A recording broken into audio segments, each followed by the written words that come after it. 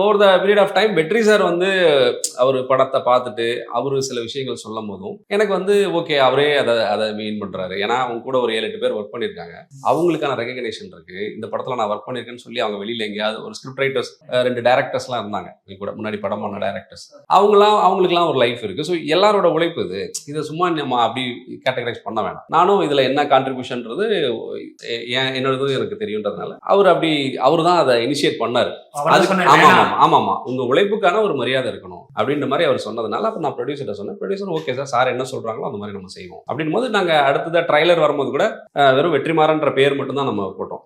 But ஆனா still அது வந்து ஒரு இதாக தான் இருக்கு. இன்னும் நிறைய பேர் ஓகே தான், அதுல என்ன இருக்கு நமக்கு.